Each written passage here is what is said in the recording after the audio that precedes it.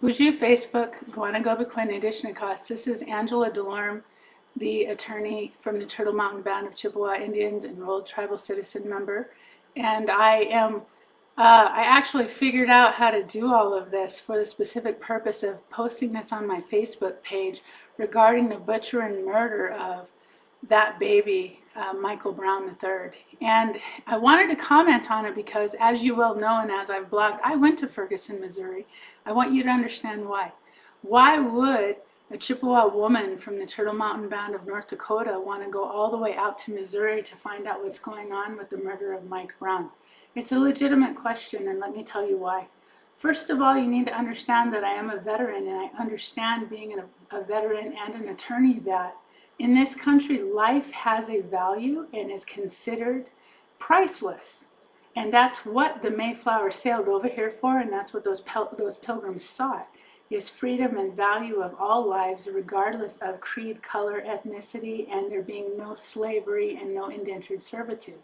Many of them were actually indentured servants over in England, and many of them were convicted felons in England based on their religion. So when they got here, they sailed here for freedom of religion, which is what we're all told. But we're also not told that in England, not all Caucasian lives were equal in value. So getting to Mike Brown, what does that have to do with anything? Well, let me tell you, Mike Brown, according to the authorities, they're alleging that the justification for pulling him aside, which led to him being murdered in the street like a dog, was over $58. Let me explain to you why that would worry any attorney and any officer of the U.S. Supreme Court. It is a fact in the United States that life is not evaluated on the basis of creed, color, or gender. All life is considered priceless under the law. And whenever you have a situation where anyone is allowed to take the life of another for $58, that creates what's called a precedent and devalues all life of every U.S. citizen to the tune of the same $58. That's your life, my life, our children's lives, veterans' lives, elders' lives, anybody's life. This is a legitimate problem that has to be addressed, and that was part of what made me interested in going to Ferguson. When I got to Ferguson, Missouri, I did see where the other national leadership was congregating. Most of them were actually at a local church. There are also some downtown businesses and so forth.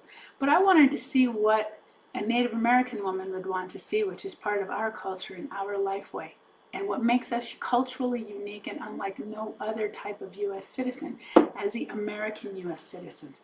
Footnote, we're not from India. I'm not Korean either. I'm a Native American. Being Indian is really cool if you're from the continent of Asia, which is where India is. We're just not one of them. If someone calls you Korean and you're not, you should be offended.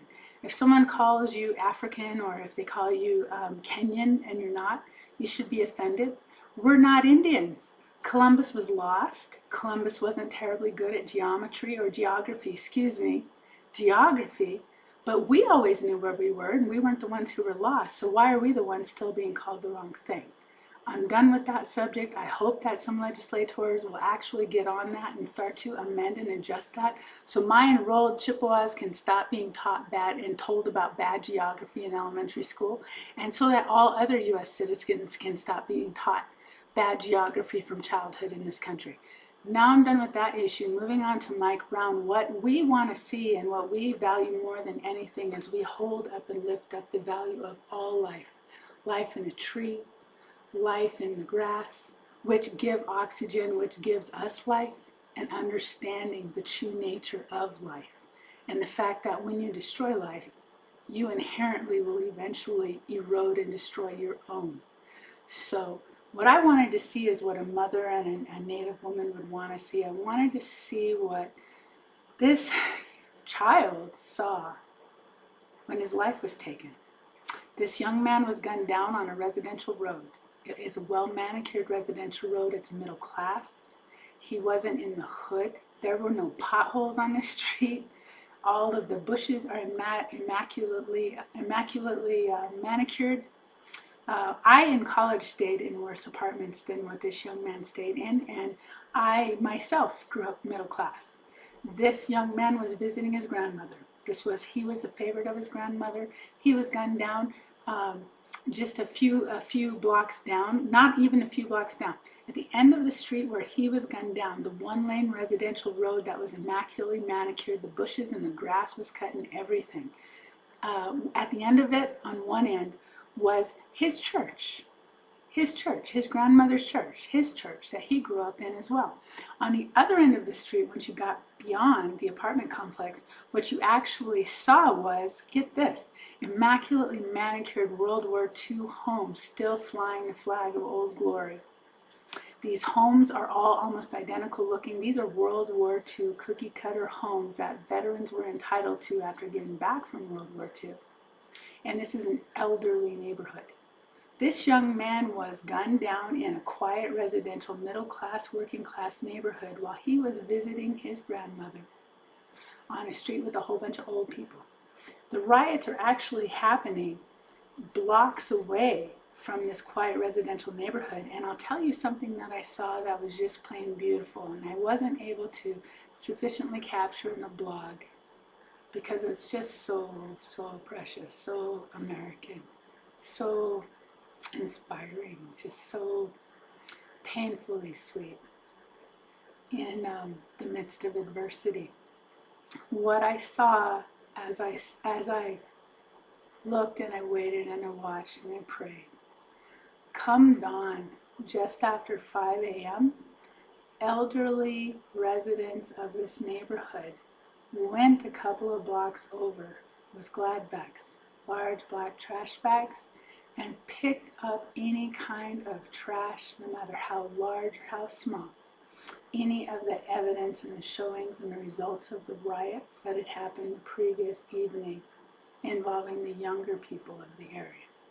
And so the pride and ownership, the pride of this neighborhood, the pride in these black elders in taking care of and maintaining the pride and understanding the need to do so in their predominantly black, meaning over 65% neighborhood. This is a proud middle-class neighborhood where people still care what their houses look like. I didn't see a house in need of paint. All the homes have shutters. Many of them are brick. And I didn't see, and no offense to anybody, I didn't see the media out there looking at where this man, young man, boy, was gunned down and butchered.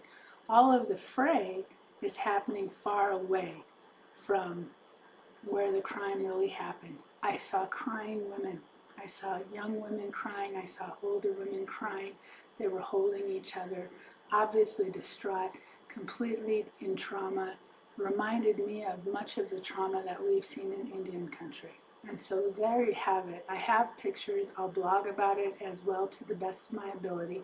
But I wanted you to hear it from me.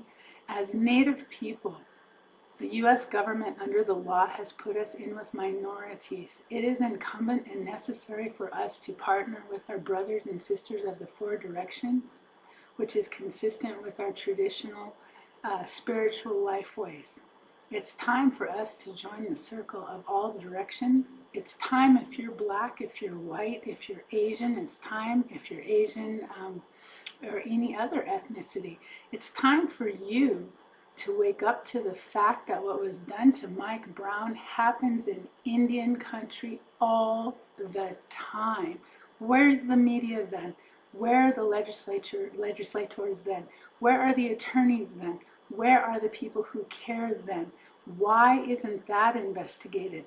Murder, unlawful murder, unprovoked murder, authorities lying about the facts are things that I saw on a regular basis, get this, as the judge on the bench. I saw this as the judge and was frustrated by it. So I hope that, and I've been a judge more than once, so it's not like this was limited to a single jurisdiction. We have to join together across color barriers, ethnicity barriers, financial barriers, age barriers. We've got to come together. We've got to overcome this fear. There are people who grew up in a time of segregation that fear younger people coming together, pulling together, and bringing this nation into fruition, into the actual global leader to fulfill its true destiny. And I challenge you, come together, talk to each other. There's all different kinds of colors, languages, and so forth in my Facebook friends list. Friend each other, talk to each other, join together, ask what you can do.